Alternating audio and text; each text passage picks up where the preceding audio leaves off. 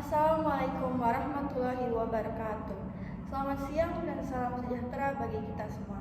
Yang kami hormati Bapak Dadan Sukardan, SEMSI AKCA, serta teman-teman sekalian. Sebelum memulai, izinkan kami memperkenalkan diri terlebih dahulu. Perkenalkan, nama saya Sabrina Aulia dengan NRP belakang 203. Perkenalkan, nama saya Kaya Ralusvina Berlin dengan NRP 226. Perkenalkan, nama saya Nazwa Egi Aurelia dengan NRP 236. Perkenalkan, nama saya Selvi Aulia Siswanto dengan NRP 237. Kelompok kami akan mempresentasikan ide bisnis F&B yang akan kami kembangkan, yaitu Daily Pulse. Jadi yang pertama adalah latar belakang. Industri kopi di Indonesia, khususnya di kota besar seperti Bandung, telah bertransformasi dari sekedar tempat mengkonsumsi minuman menjadi pusat aktivitas sosial dan produktivitas. Kawasan Dago sebagai salah satu pusat pendidikan dan kreativitas di Bandung memiliki potensi pasar yang sangat besar bagi bisnis food and beverage.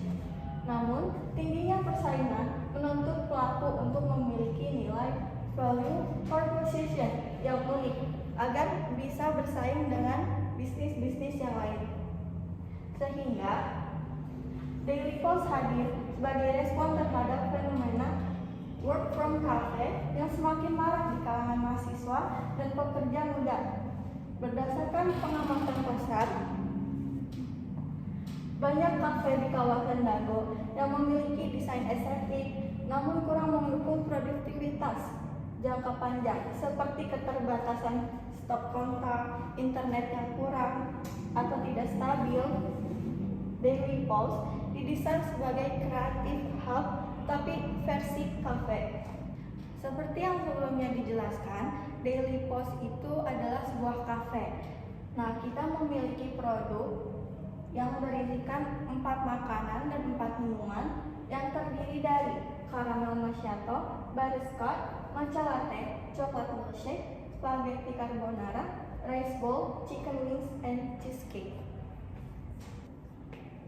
Nah, di slide ini ada merek dagang.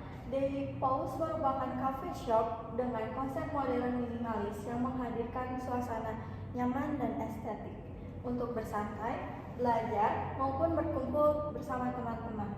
Berlokasi di kawasan Dago, Bandung, Daily Pulse memiliki tempat yang cozy dan strategi karena dekat dengan kampus dan pusat kuliner anak muda. Logo Daily Pulse menggunakan ilustrasi secangkir kopi hangat sebagai simbol waktu istirahat di tengah kesibukan sehari-hari. Perpaduan warna biru dan merah memiliki kesan tenang, hangat, friendly, sedangkan desain tulisan handwriter mencerminkan suasana kopi yang sangat santai dan modern. Nah, selanjutnya di sini ada lokasi untuk Daily Pulse, yaitu ada di Jalan IR Haji Juanda nomor 178, Dago, Kecamatan Coblong, Kota Bandung, Jawa Barat dengan kode pos 40135. Nah, kenapa kita memilih lokasi ini di daerah Dago? Karena daerah ini tuh memiliki tempat yang sangat ramai, apalagi oleh pengunjung-pengunjung dari luar. Dan lokasi ini juga dekat dengan pendidikan seperti kampus, pekerja, perkantoran, dan kuliner-kuliner. Nah, selanjutnya di sini ada target pasar. Target pasar kita ada di usia 15 sampai 35 tahun. Kenapa? Karena usia segini itu lagi sedang produktifnya mencari kafe yang WX-able. Dan untuk statusnya itu kita buat pelajar, mahasiswa, dan pekerja.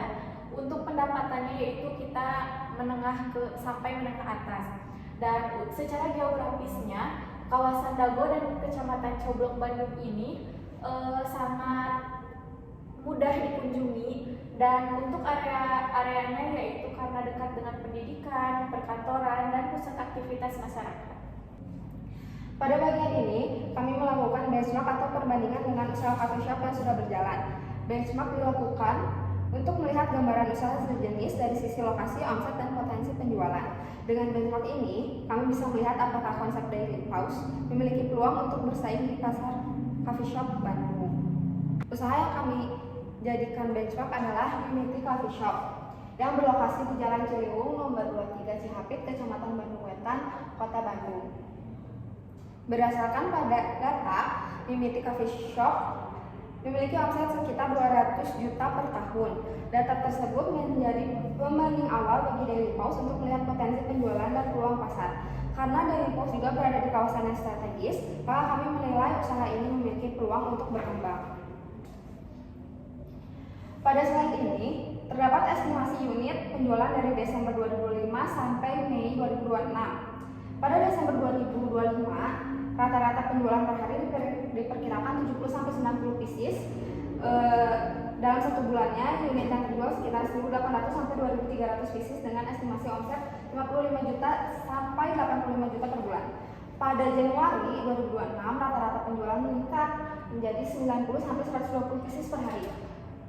Unit per bulan sekitar 2.700 sampai 3.700 pieces dengan omset 80 sampai 120 juta per bulan. Begitu dengan bulan-bulan selanjutnya bisa dilihat ada kenaikan omset gitu ya dari bulan awal ke bulan-bulan selanjutnya. Dari data ini dapat dilihat bahwa penjualan diproyeksikan meningkat setiap bulan. Artinya Daily Pause memiliki potensi pertumbuhan apabila strategi pemasaran, pelayanan, dan kualitas produk dijalankan dengan baik. Lalu selanjutnya saya akan membacakan analisis prausaha. Pada bagian analisis prausaha, kami melakukan pengukuran permintaan. Data yang digunakan adalah jumlah penduduk dan pendapatan per kapita di Kecamatan Kota Coblong dari tahun 2021 sampai 2025. Pada data jumlah penduduk, terlihat bahwa jumlah penduduk mengalami peningkatan dari tahun ke tahun. Pada tahun 2021, jumlah penduduk sebesar 115.061 jiwa, dan pada tahun 2025 meningkat menjadi 118.700 jiwa. Selanjutnya, pendapatan per kapita juga meningkat pada tahun 2021, yaitu sekitar sebesar 113.200.000, dan meningkat di tahun 2025 yaitu sebesar 147 juta. Kenaikan jumlah penduduk dan pendapatan per kapita ini menunjukkan adanya peluang pasar. Semakin tinggi jumlah penduduk dan daya beli masyarakat, maka potensi permintaan terhadap produk makanan dan minuman juga semakin besar. Lalu selanjutnya pada slide pengukuran permintaan. Untuk mengukur permintaan pasar Daily Pause, kami menggunakan dua dasar utama, yaitu jumlah penduduk usia produktif dan pendapatan per kapita masyarakat. Data tersebut digunakan untuk melihat potensi pasar dan kemampuan beli masyarakat terhadap produk Daily Pause. Berdasarkan data yang ada, jumlah penduduk dan pendapatan per kapita menunjukkan tren meningkat dari tahun ke tahun. Hal ini berarti kawasan Dago dan Kecamatan Coblong memiliki potensi permintaan yang baik terhadap usaha makanan dan minuman. Kondisi ini juga menjadi peluang bagi Daily Pause untuk masuk ke pasar coffee shop, terutama karena lokasi usaha berada di kawasan yang dekat dengan mahasiswa, pekerja, dan pusat aktivitas masyarakat. Selanjutnya kita ada di permintaan efektif. Permintaan efektif ini kita akan mencari atau mengasumsikan dengan jumlah pelanggan yaitu 200 per orang per bulan dengan frekuensi pembelian 2 kali per minggu, periode waktu 365 hari. Perhitungannya kita akan menghitung dengan rumus jumlah pelanggan dikali frekuensi pembelian dikali periode waktu. Nah, kita masukkan yaitu 200 dikali 2 dikali 365. Hasilnya 146.000 transaksi per tahun. Nah, ini hasil ini akan disimpan di tahun 2026. Kita akan melihat dari 2027 ini yaitu pertumbuhan permintaan efektif ini akan meningkat naik 5% per tahun. 2027 ini naik pada 153.300. Pada tahun 2028 160.965. Pada tahun 2029 yaitu 169.13, dan yang terakhir di 2030 yaitu ada di 177.464. Jadi dari perhitungan permintaan efektif Daily Pause ini terus meningkat, setiap tahunnya akan terus meningkat. Selanjutnya dari pengukuran penawaran. Pengukuran penawaran ini rumusnya yaitu pasar potensial dikurangi penawaran. Rumus persentase pasar yaitu pasar potensial dibagi permintaan efektif dikali 100%. Untuk tahun pertama yaitu di 2026 kita udah mencari permintaan efektif di slide sebelumnya, yaitu 146.000. Untuk penawarannya yaitu sama semuanya dari tahun 2026 sampai 2030 itu 76.650. Dan untuk pasar potensialnya yaitu kita mencari pasar potensial dengan rumus permintaan efektif dikurangi penawaran. Untuk tahun 2026 ini permintaan efektifnya yaitu 146.000 dikurangi 76.650, hasilnya 69.350. Dan untuk persentase pasarnya yaitu dengan rumus pasar potensial dibagi permintaan efektif dan dikali 100%, yaitu hasilnya 47,50%. Tahun selanjutnya yaitu 2027 permintaan efektifnya ada 153.300, penawarannya sama dan pasar potensialnya ada di 76.650 dan persentase pasarnya ada di 50,00%. Tahun selanjutnya yaitu di tahun 2028 permintaan efektifnya ada di 160.965, penawarannya sama dan pasar potensialnya ada di 84.315 dan untuk persentase pasarnya ada di 52,38%. Selanjutnya ada di tahun 2029 yaitu permintaan efektifnya ada di 169.13, penawarannya sama dan pasar potensialnya ada di 92.363 dan untuk persentase pasarnya 54,65%. Untuk selanjutnya tahun terakhir yaitu di 2030 kita melihat permintaan efektifnya ada di 177.464 dan penawarannya sama, pasar potensialnya ada di 100.814. Untuk persentase pasarnya ada di 56,81%. Nah, dari hasil ini kita dapat disimpulkan bahwa pasar potensial daily pause terus meningkat dari tahun ke tahun. Artinya masih ada ruang pasar yang bisa dimanfaatkan untuk daily pause kita ini. Selanjutnya, pada slide rencana usaha, kami membuat perkiraan penjualan daily pause dari tahun 2026 sampai tahun 2030. Target kapasitas pada tahun 2026 adalah 60% dengan volume penjualan 78 cup per hari dan harga jual rata adalah 30.000 per cup. Maka total omset per tahunnya 78 dikali 365 hari dikali 30 hari, yaitu totalnya 854.100.000. Lalu pada tahun 2027 target kapasitas naik menjadi 70% dengan volume 91 cup per hari, maka omsetnya 91 dikali 365 dikali 30.000, maka hasilnya 996.450.000. Pada tahun 2028 target kapasitas menjadi 80% dengan volume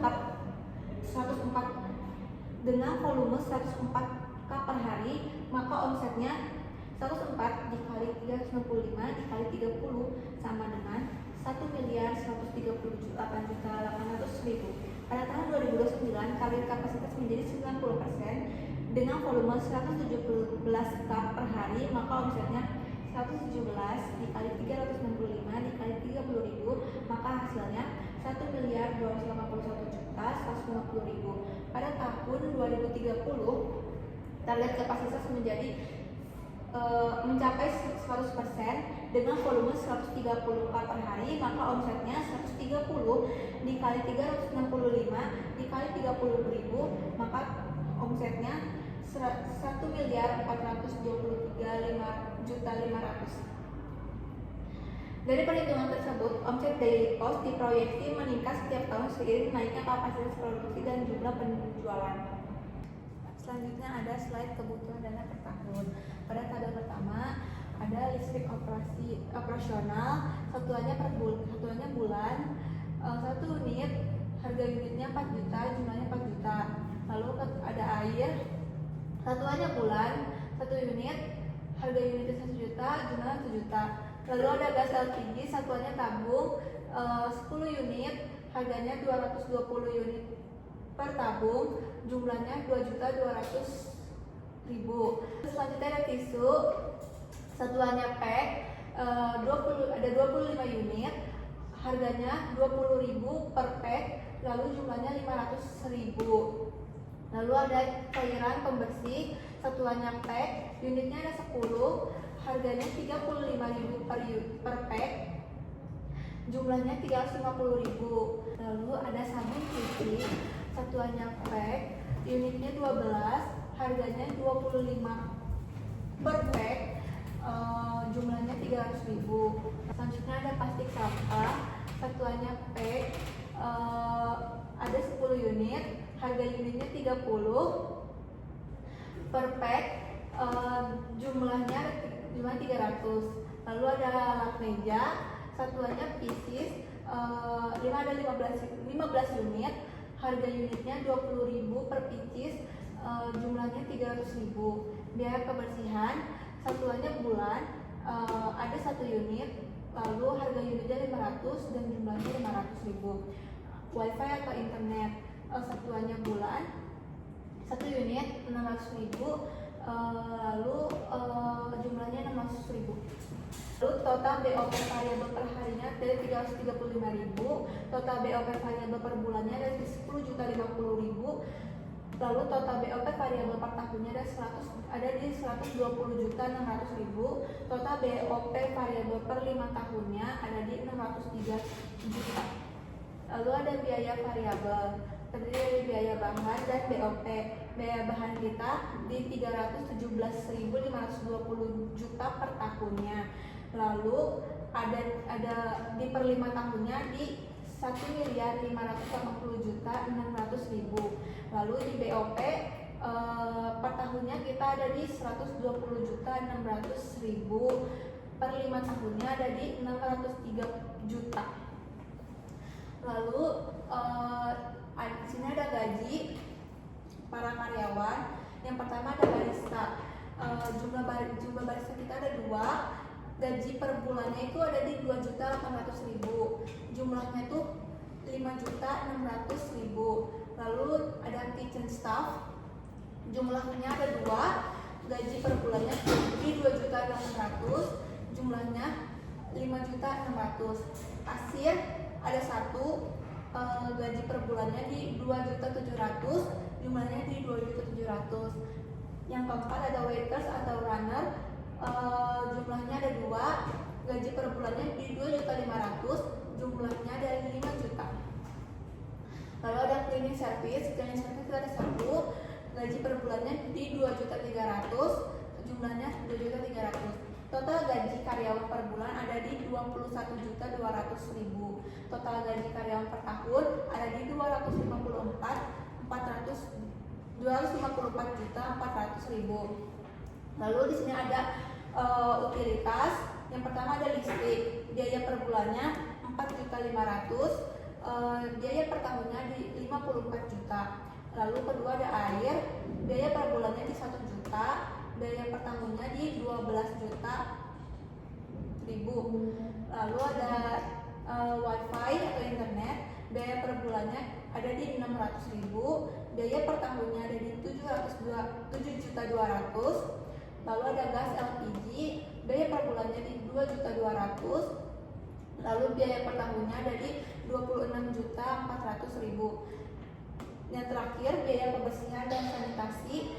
Biaya per bulannya di 500, biaya per tahunnya ada di 6 juta. Total beban utilitas per bulannya ada di 8.800. Total beban utilitas per tahunnya ada di 105.600. Selanjutnya ada biaya tetap. Biaya tetap terdiri dari gaji karyawan, listrik, air, dan wifi. Gaji karyawan per tahunnya ada di 254.400.000. Per 5 tahunnya ada di 1.272 juta. Lalu ada listrik, biaya per tahunnya ada di 54 juta ribu. Per 5 tahunnya ada di 270 juta. Ada air, biaya per tahunnya di 12 juta. Lalu biaya per 5 tahunnya di 60 juta. Ada wifi, biaya per tahunnya 7.200.000, biaya per 5 tahunnya 36 juta. Total dari biaya per tahun dari biaya tetap 327.600.000. Total dari biaya per 5 tahun dari biaya tetap ada 1.638 juta. Lalu selanjutnya ada di penyusutan dan amortisasi per tahun. Beban penyusutan aset terwujud ada di harga 11.622.857. Lalu beban amortisasi aktiva beta berwujud ada di 1.600.000. Totalnya di 13.222.857. Lalu di sini ada total investasi. Investasi ada di aset tetap, harga perolehan, depresiasi, nilai residu. Aset tetap ada mesin dan peralatan, harga perolehannya di 70.800.000, depresiasinya 11.622.857, nilai residunya 6.510.000. Total investasinya di harga perolehan 70.800.000, depresiasi 11.622.857, nilai residu 6.570. Lalu di sini ada sumber dana. Modal sendirinya ada 60% dengan harga 303 juta. Kredit bank 40% dengan harga 202 juta. Lalu totalnya ada di 505 juta. Pada saat ini, aktiva berwujud di Lipaus terdiri dari aset yang dapat dilihat dan digunakan langsung dalam kegiatan usaha. Contohnya adalah mesin espresso. Kita ambil satu unit dengan usia ekonomis 8 tahun, harga satuannya di 18 juta, total harganya 15 juta, depresiasinya 1.800.000, nilai residunya di 2.025.000. Kita dapat harga depresiasinya dari harga perolehan dikurang nilai residu dibagi umur ekonomisnya. Kita dapat nilai residunya dari kita mengasumsikan harga awal dengan usia ekonomisnya. Yang kedua ada di coffee grinder. Kita ada di satu unit, usia ekonomisnya di 5 tahun, harga satuannya 4 juta, total harganya 4 juta, depresiasinya 720, nilai residunya di 400.000. Terus di blender, kita ambil 2 unit, usia ekonomisnya 3 tahun, satuannya di 1.250.000, total harganya di 2.500.000, depresiasinya 750, nilai residunya 250. Terus di make froder atau steamer, kita ambil 1 unit, usia ekonomisnya 5 tahun, harga satuannya 2 juta, total harganya 2 juta, depresiasinya 360.000, dan nilai residunya 200.000. Terus ada di kompor, kita ambil 2 unit, usia ekonomisnya di 4 tahun, harga satuannya 650.000, total harganya 1.300.000, depresiasinya di 325.000, nilai residunya 0. Terus di wajan pen atau pen, kita ambil 3 unit, usia ekonomisnya di 2 tahun, harga satuannya 200, total harganya 600.000, depresiasinya 300.000, nilai residunya 0. Terus ada di panci. Kita ambil 2 unit, usia ekonomisnya 3 tahun, harga satuannya 250.000, total harganya 500.000, depresiasinya di 166.657, nilai residunya 0. Terus rice cooker, kita ambil 2 unit, usia ekonomisnya 4 tahun, harga satuannya 700.000, total harganya 1.400.000, depresiasinya 315.000, nilai residunya di 140.000. Terus air fryer atau deep fryer, kita ambil 1 unit, usia ekonomisnya 4 tahun, harga satuannya 1.800.000, total harganya 1.800.000, depresiasinya 405.000, nilai residunya di 180.000. Terus kita ambil oven 1 unit 5 tahun usia ekonomisnya, harganya 2 juta, total harganya 2 juta, depresiasinya di 360.000, nilai residunya di 200.000. Terus freezer kita ambil 1 unit, usia ekonomisnya 7 tahun, harga satuannya 3.500.000, total harganya 3.500.000, depresiasinya 450.000, nilai residunya 350.000. Terus di chiller dan atau kulkas kita ambil 1 unit, usia ekonomisnya 7 tahun, satuannya 5 juta, total harganya 5 juta, depresiasinya 642.857, nilai residunya 500.000. Terus ada di mesin kasir atau POS, kita ambil 1 unit, usia ekonomisnya 5 tahun, harga satuannya 3.500.000, totalnya 3.500.000, depresiasinya 630.000, nilai residunya 350.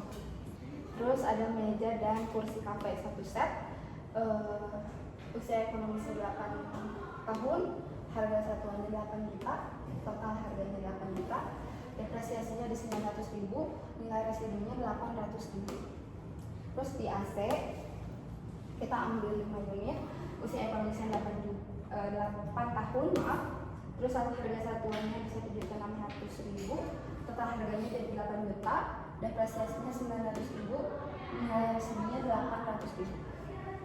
Terus di rak penyimpanan kita ambil 2 rak, usia ekonomisnya 6 tahun, satuannya di 750.000, terus total harganya 1.500.000, depresiasinya 225.000, dan nilai residunya 150.000. Gelas keramik dan peralatan makan kita ambil 1 paket, usia ekonomisnya 2 tahun, harga satuannya 1.500.000, total harganya 1.500.000, depresiasinya di 750.000, nilai residunya 0. Terus tempat sampah dan alat kebersihan kita ambil 1 paket, usia ekonomisnya 3 tahun, satuannya 700.000, totalnya 700.000, depresiasinya di 233.333, nilai residunya 0. Terus ada di timbangan digital dan gelas takar kita ambil 1 paket, usia ekonomisnya 4 tahun, terus harga satuannya 700, totalnya 700, depresiasinya 175.000, nilai residunya 0. Terus ada di lampu interior cafe kita ambil 6 unit, usia ekonomisnya 3 tahun, harga satuannya 250.000, terus totalnya 1.500.000, depresiasinya 450.000, nilai residunya 150.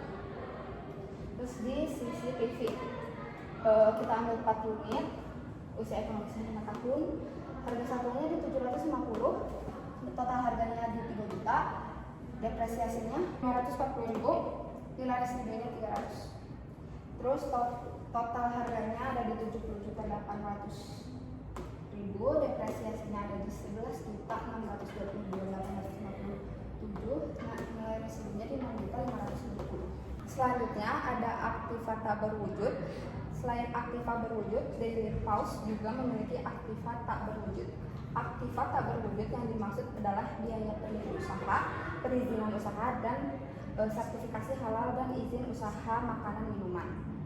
Nah, terdiri dari pendiri usaha dengan jumlah 1, usia ekonomisnya 5 tahun, harga perolehannya 2.500.000 dan totalnya 2.500.000, depresiasinya di 500.000. Terus yang kedua ada perizinan usaha atau NIB dan legalitas. Jumlahnya 1, usia ekonomisnya 5 tahun, harga perolehannya 3.500.000, totalnya 3.500.000 dengan depresiasi 700. Terus ada sertifikasi halal dan haki atau merek dagang. Jumlahnya 1, usia ekonomisnya 10 tahun, harga perolehannya 4 juta, totalnya 4 juta, depresiasinya 400.000. Maka total Aktiva tak berwujudnya adalah 2.500.000 ditambah 3.500.000 ditambah 4 juta menghasilkan 10 juta. Jadi beban amortasi Aktiva tak berwujud adalah 1.600.000 per tahun. Aktiva tak berwujud ini penting karena mendukung legalitas usaha dan meningkatkan kepercayaan pelanggan. Untuk di slide selanjutnya ada angsuran 1. Di angsuran 1 ini, saldo awal pinjaman adalah 202 juta dengan bunga 1%. Sehingga 202 juta dikali 1% menghasilkan bunga 2.020.000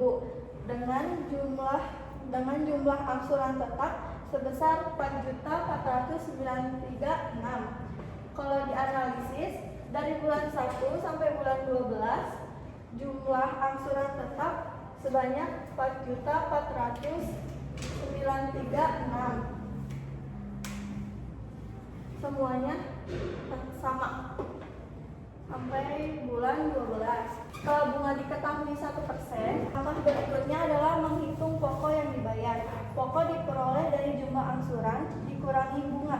Jadi 4.493.600 dikurangi sama bunganya 2.020.000 sehingga menghasilkan pokok 2.473.600.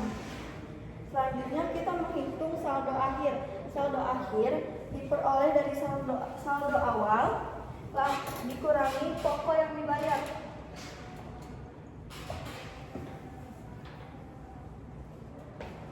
Jadi 202 juta dikurangin 2.473.600 sehingga saldo akhirnya 199.526.994. Nah, saldo akhir di bulan pertama dipindahkan ke bulan kedua. Untuk urutan selanjutnya masih sama. Dari bulan kedua sampai ke-12 hitungannya tetap sama. Namun bunga tidak lagi dihitung dari 202 juta, melainkan dari saldo terbaru yaitu dari saldo akhir bulan ke-1 jadi ke bulan kedua 199.526.994. Karena saldonya sudah berkurang, bunga yang dibayar juga menjadi lebih kecil. Bunga bulan kedua 199.526.994 dikali 1% sehingga bunganya di bulan kedua 1.995.270. Proses ini terus berulang sampai bulan ke-12 sehingga saldo pinjaman pada akhir tahun pertama menjadi 170.636.094. Sekarang angsuran kedua. Selanjutnya pada tahun kedua saldo awal pinjaman dimulai dari saldo akhir tahun pertama. Tahun pertama saldo akhirnya 170.636.094 dipindahin jadi angsuran kedua atau angsuran tahun kedua, disimpannya ke bulan ke-1-nya. Kemudian langkah pertamanya tetap menghitung bunga. Bunganya tetap 1%. Jadi saldo awal dikali 1% sehingga bunganya 1.706.361. Kemudian menghitung pokok yang dibayar. Pokok yang dibayar dari tahun-tahun sebelumnya pokok yang dibayar itu tetap 4.409.306 dari bulan ke-1 sampai bulan ke-12. Cara menghitung pokok yang harus dibayar yaitu dari jumlah dikurangin sama bunga. Ini sama ini dikurangin. Jadi pokoknya segini, dari 4.493.006 dikurangin 1.706.361 sehingga hasilnya ini. Lalu menghitung saldo akhir. Saldo akhir itu dari 170.636.094 dikurangin 2 juta. Ini dikurang saldo awalnya dikurang sama pokok, jadi 170.636.094 dikurangin pokok 2786645 sehingga saldo akhirnya 167.849.449. Yang sebelumnya saldo akhir ini akan disimpan di bulan kedua menjadi saldo awal. Dari hasil ini terlihat bahwa bunga sudah lebih kecil dibandingkan tahun pertama. Hal ini terjadi karena saldo pinjaman juga sudah lebih kecil. Karena bunga menurun, maka pembayaran pokok menjadi lebih besar. Proses yang sama terus dilakukan setiap bulan hingga akhir tahun kedua. Total pinjaman tahun kedua turun menjadi 135.294.458. Pada tahun ketiga, perhitungannya tetap sama. Saldo awalnya itu diambil dari saldo akhir tahun kedua. Saldo akhir tahun kedua 135.294.458. Jadi dipindahin jadi angsuran tahun ketiga bulan pertama. Diulang kalau cari bunganya 1%. 1% dari saldo awal sehingga bunganya 101.353.994. Kemudian menghitung pokok. Pokok itu dari jumlah dikurangin bunga. Jadi pokok. Jadi jumlahnya 4.493.006 dikurangin bunga 1.353.994 sehingga pokoknya itu menjadi 3.140.062. Selanjutnya menghitung saldo akhir. Saldo akhir itu dari 135.294.458 dikurang dengan pokok sehingga menjadi saldo akhir. Saldo akhir bulan ke-1 tetap disimpan ke saldo awal bulan kedua. Hal ini terus berlanjut hingga bulan ke-12 sehingga saldo akhirnya 95.476.20. Dari angsuran keempat perhitungannya tetap sama. Dari angsuran 1, 2, 3, angsuran keempat ini juga sama.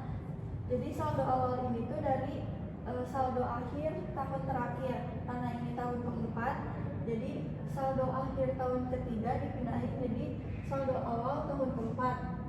Saldo awal dikali 1% bunga 95.476.20 dikali 1% sehingga bunganya 954.706.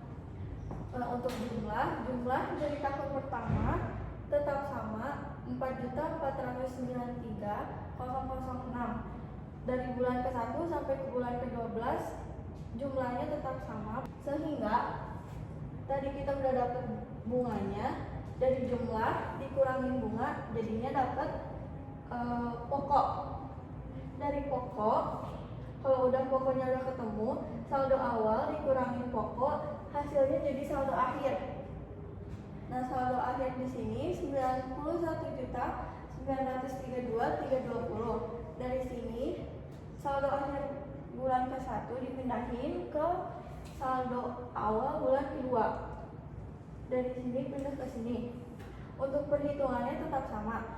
Saldo awal bunganya 1%. 1% dikali 91.932.320. Hasilnya 919.323. Kalau bunga udah dapat, karena jumlahnya akan tetap selalu sama, jadi jumlah dikurangin bunga sehingga menghasilkan pokok. Pokok di sini 3.573.693. Kalau pokoknya udah ketemu, saldo awal dikurangin pokok sehingga menghasilkan saldo akhir. Saldo akhir bulan kedua 88.358.637. Perhitungannya tetap sama dari bulan 1 sampai bulan ke-12 sehingga saldo akhir angsuran keempat 50.596.191. Di sini ada angsuran selanjutnya yaitu angsuran 5. Seperti yang sebelum-sebelumnya, saldo awal itu pasti diambil dari saldo akhir tahun terakhir. Di bulan ke-12, angsuran 4. Saldo akhir bulan ke-12 angsuran 4 yaitu 50.596.121, sehingga saldo itu dipindahkan menjadi angsuran pertama bulan ke-1 untuk saldo awalnya 50.596.121. Mengulang perhitungan sebelumnya, saldo awal dikali 1% sehingga menghasilkan 500.005.961. Karena jumlahnya sebelumnya sudah ditentukan, jadi jumlah dikurangi bunga sehingga menghasilkan pokok 3.987.045. Karena pokoknya sudah diketahui, saldo awal dikurangi pokok akan menghasilkan saldo akhir, sehingga angsuran tahun kelima bulan ke-1 saldo akhirnya 46.609.076. Saldo akhir balik lagi dipindahin ke saldo awal dan perhitungannya akan tetap sama sampai bulan-bulan akhir. Setelah keseluruhan pembayaran dilakukan dari angsuran 1 sampai 5, saldo pinjaman akhirnya menjadi 0. Artinya, seluruh pinjaman telah lunas pada akhir tahun kelima. Kesimpulan dari angsuran 1 sampai 5 berdasarkan tabel dapat dilihat bahwa metode yang digunakan adalah metode angsuran tetap atau anuitas. Pada metode ini, jumlah cicilan setiap bulan selalu sama, yaitu 4.493.006. Namun komposisi antara bunga dan pokok berubah setiap bulannya. Di awal pinjaman, bunga masih cukup besar karena dihitung dari saldo pinjaman yang masih tinggi. Oleh karena itu, porsi pembayaran pokok masih relatif kecil. Seiring berjalannya waktu, pokok pinjaman terus berkurang sehingga bunga yang dibayar juga makin kecil. Karena total angsuran tetap, maka ketika bunga menurun, pembayaran pokok akan semakin besar. Hal ini terlihat dari pembayaran pokok yang awalnya hanya sekitar 2.407 juta pada tahun pertama, kemudian meningkat hingga lebih dari 4.044 juta pada akhir tahun kelima. Sementara itu, bunga yang awalnya sebesar 2.020.000 per bulan terus menurun hingga hanya 44.786 pada bulan terakhir. Akibatnya, saldo pinjaman yang awalnya sebesar 202 juta terus berkurang menjadi 170.636.094 pada akhir tahun pertama, kemudian 135.294.458 pada akhir tahun kedua, kemudian 95.470.620 pada akhir tahun ketiga, 50.596.121 pada akhir tahun keempat, dan akhirnya menjadi 0 pada akhir tahun kelima. Jadi dapat disimpulkan bahwa setiap pembayaran angsuran berhasil mengurangi saldo pinjaman secara bertahap hingga seluruh pinjaman lunas pada akhir tahun kelima. Selanjutnya saya akan menjelaskan proyeksi laba rugi. Berdasarkan target penjualan yang telah ditetapkan, total pendapatan atau omset pada tahun 2006 diproyeksi sebesar 854.100.000. Nilai tersebut kemudian meningkat secara bertahap menjadi 996.450.000, 1.138.800.000, 1.281.150.000, dan di 2030 di 1.423.500.000. Dari total pendapatan tersebut, perusahaan harus menanggung beberapa biaya, yaitu biaya variabel, biaya tetap tunai, biaya non tunai, dan beban bunga serta pajak. Biaya variabel terdiri dari biaya bahan baku dan biaya operasional yang berhubungan langsung dengan kegiatan produksi. Sedangkan biaya tetap tunai meliputi gaji karyawan dan biaya operasional tetap lainnya. Selain itu terdapat biaya tetap non tunai berupa depresiasi dan amortisasi yang berasal dari penyusutan aset usaha. Setelah seluruh biaya operasional dikurangi pendapatan, diperoleh EBIT atau laba sebelum pajak. Kemudian EBIT dikurangi beban bunga untuk memperoleh EBT atau laba sebelum pajak. Selanjutnya EBT dikurangi pajak sehingga menghasilkan EAT atau laba bersih perusahaan. Berdasarkan hasil perhitungan, laba bersih atau EAT pada tahun 2026 sebesar 46.646.643. Nilai tersebut meningkat menjadi 171.706.301.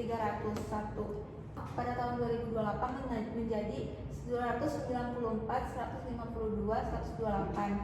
Lalu meningkat pada tahun di 2029 jadi 416.461.394.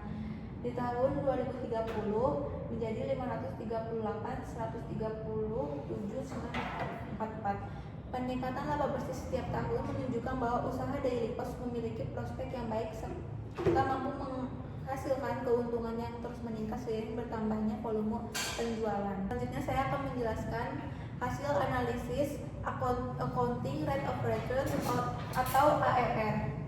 ARR digunakan untuk mengetahui tingkat pengambilan investasi berdasarkan rata-rata laba bersih yang diperoleh selama umur proyek. Berdasarkan proyeksi laba rugi, total laba bersih atau EAT selama 5 tahun adalah sebesar 1.466.604.380. Kemudian diperoleh rata-rata EAT atau laba bersih sebesar 293.320.876. Nilai tersebut kemudian dibandingkan dengan investasi awal sebesar 555 juta sehingga diperoleh nilai ARR sebesar 58,8%. Hasil ini menunjukkan bahwa investasi yang ditanamkan mampu menghasilkan tingkat pengambilan rata-rata sebesar 58,8% per tahun. Karena nilai ARR lebih besar dibandingkan tingkat bunga atau biaya modal yang digunakan yaitu sebesar 20%, maka usaha Daily Post dinyatakan layak untuk dijalankan. Baik, selanjutnya kita ke proyeksi arus kas. Yang pertama ada kas masuk, penjualan. Yang pertama ada tahun 0 atau tahun awal yaitu RP0, dan yang kedua tahun kedua yaitu jumlah 850.100.000, dan untuk tahun kedua yaitu 996.450 juta. Ini tuh meningkat dari sekitar 16,17%. Kenaikan ini menunjukkan adanya pertumbuhan penjualan. Yang selanjutnya 2028 yaitu ada di 1.1.380.800.000, dan tahun berikutnya yaitu ada di 1.251.150.000, dan tahun terakhir ada di 1.042.300.500.000. Yang kedua ada kas keluar, yaitu kita akan menjumlahkan dari biaya investasi, biaya bahan, gaji karyawan, beban utilitas atau beban tetap, bunga kredit, dan pajak. Tahun awal yaitu sejumlahnya yaitu 550 juta, dan yang tahun kedua yaitu ada di 826.630.500, dan tahun 2027 ada di 844.420.842. Di tahun 2028 ada di 863.825.105. Di tahun 2029 ada di 883.865.779, dan di tahun terakhir yaitu ada di 904.539.199. Nah, jadi kita akan mencari arus kas bersihnya itu dari total arus kas masuk dikurangi dengan jumlah arus kas keluar. Hasilnya jadi 500 ini minus 550 juta, dan untuk tahun 2026 itu ada di 27.469.500, dan untuk di 2027 yaitu ada di 152.029.158, dan di tahun berikutnya ada di 274.974.985, dan tahun berikutnya ada di 397.284.221, dan tahun terakhir yaitu ada di 518.960.801. Nah, jadi sisa investasinya ini ada di tahun awal ada di 0, tahun 2026 ada di 477.530.500, tahun berikutnya ada di 325.501.342, dan di tahun 2028 ada di 50.526.357, dan untuk di 2029 ini minus 346.757.864, dan untuk tahun terakhir ada di minus 865.718.665. Hal ini menunjukkan bahwa sebagian besar investasi awal telah berhasil dikembalikan melalui arus kas yang dihasilkan perusahaan. Jadi, berdasarkan proyek arus kas yang telah disusun, dapat disimpulkan bahwa usaha ini memiliki kinerja keuangan yang baik karena pendapatan terus meningkat setiap tahunnya dan investasi awal secara bertahap dapat dikembalikan. Oleh karena itu, usaha ini dinilai layak untuk dijalankan dan memiliki prospek yang baik untuk dikembangkan di masa yang akan mendatang. Selanjutnya ada payback period. Di sini rumusnya yaitu PP sama dengan N ditambah sisa investasi dibagi arus kas bersih tahun berikutnya. Payback period ini digunakan untuk mengetahui berapa lama waktu yang dibutuhkan untuk mengembalikan investasi awal. Nah, di sini kan investasi awal dari pos ini adalah di 550 juta. Nah, pada tahun 2026 ini arus kas bersih dikurangi 550 sisa investasi 550 juta. Hasilnya ada di 477.530.500. Nah, pada tahun berikutnya juga sama 152.29.198 ini dikurangi 477.530.500. Hasilnya ada di 325.501.342. Nah, sampai berikutnya dikurangin. Dan di tahun terakhir 2030 ada di sisa investasinya di 865.718.665. Nah, tahun terakhir sebelum investasi kembali adalah tahun ketiga 2028. Sisa investasi pada tahun 2028 ini ada di 50.526.357. Arus kas bersih tahun berikutnya ada di 397.284.221. Nah, maka PP-nya itu 3 ditambah hasil tadi sisa investasi tadi yang tahun 2028 dibagi investasi 2029. Hasilnya 0,12072. Nah, jadi jumlahnya ada di 3,3 tahun. Nah, untuk konversi PP ada di 0,1272 dikali 12 bulan yaitu 1,53. Lalu 0,53 dikali 30 hari yaitu 15,99 hari. Yaitu jadi payback period daily pause adalah sekitar 3 tahun 1 bulan 16 hari. Jadi berdasarkan hasil perhitungan payback period atau PP diperoleh selama 3,13 tahun atau sekitar 3 tahun 1 bulan 16 hari karena period pengembalian investasi lebih cepat dibanding umur proyek selama 5 tahun. Maka usaha daily pause dinilai layak untuk dijalankan. Nah, di slide ini ada Profitability Index PI. Rumusnya itu PI sama dengan total arus kas bersih bagi investasi awal. Untuk mencari arus kas bersih sebelumnya sudah dijelaskan oleh teman saya Sally.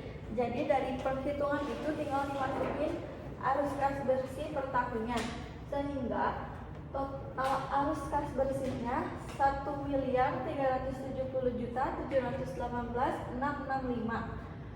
Nah, investasi awalnya itu 505 juta. Kan total arus kasnya ini 1M 1.370.718.665.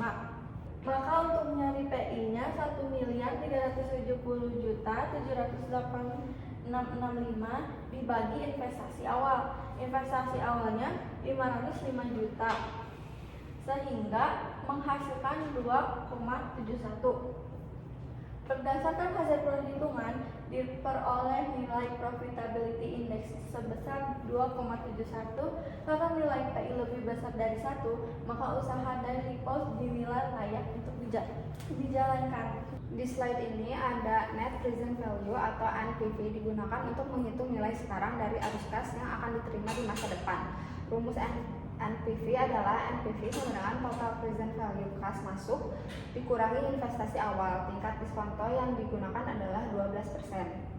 Pada tahun 2026, arus kas bersihnya ada di 27.469.500 dengan diskon faktor 0,893, maka present value-nya ada di 24.529.264. Terus di tahun 2027 arus kas bersihnya ada di 152.229.158,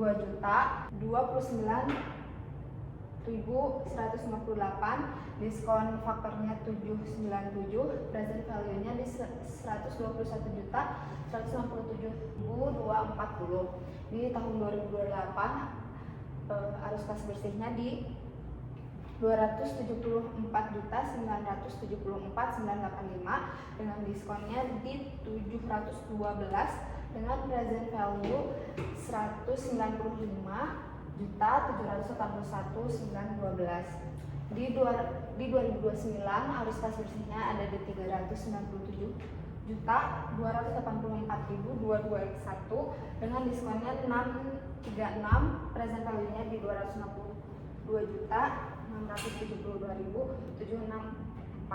Dan tahun 2030 harus kas bersihnya di 518.960.801 dengan diskon 567, present value-nya ada di 294.250.774. Total present value kas masuk adalah 888.401.954. Total present maka NPV dihitung sebagai berikut.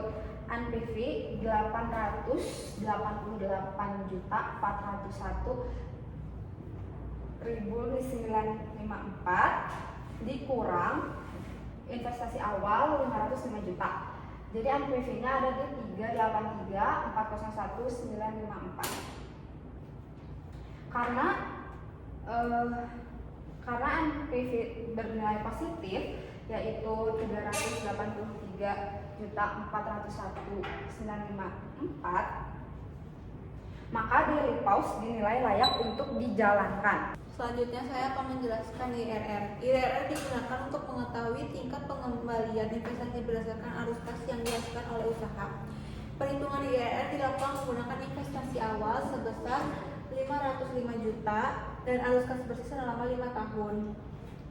Langkah pertama adalah mencari dua tingkat bunga, yaitu tingkat bunga yang menghasilkan NPV positif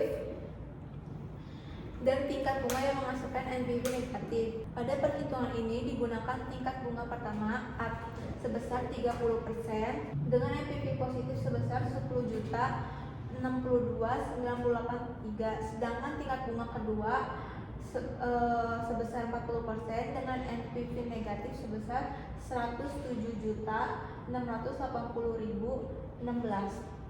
Nilai tersebut kemudian masukkan ke dalam rumus interpolasi IRR, yaitu 30% ditambah 10.062.983 dibagi 10.062.983 dikurang minus 107.680 16 dikali 40 dikurang 30. Hasilnya 30 ditambah 10.062.983 dibagi 117.742.999 dikali 10. Hasilnya 30 ditambah 0,8547 sama dengan 30,85%.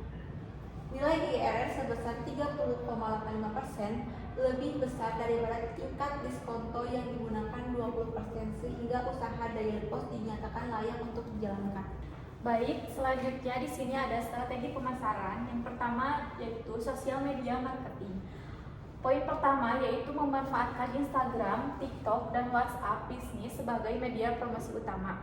Yang poin kedua yaitu mengunggah konten secara konsisten seperti foto produk, promo, testimoni pelanggan, dan aktivitas di Daily Post. Dan poin ketiga yaitu menggunakan fitur Instagram Story, Reels, dan TikTok untuk meningkatkan jangkauan dan menarik pelanggan yang baru. Yang kedua ada word of mouth marketing. Memberikan pelayanan yang ramah dan pengalaman yang memuaskan agar pelanggan bersedia merekomendasikan Daily Post kepada teman, keluarga, maupun rekan kerja. Mendorong pelanggan untuk memberikan ulasan dan membagikan pengalaman mereka melalui media sosial. Menawarkan promo, referensi, atau diskon tertentu untuk meningkatkan rekomendasi dari pelanggan. Lalu yang ketiga ada menjaga kualitas produk dan kenyamanan tempat. Yang pertama ada menggunakan bahan baku berkualitas dan menjaga konsistensi rasa pada setiap produk. Yang kedua menyediakan tempat yang bersih, nyaman, dan mendukung aktivitas belajar, bekerja, maupun bersantai. Yang terakhir ada menciptakan suasana yang menarik sehingga pelanggan memiliki alasan untuk datang kembali dan menjadi pelanggan tetap. Sekian presentasi dari kelompok Daily Post. Mohon maaf bila ada kesalahan. Wassalamualaikum warahmatullahi wabarakatuh.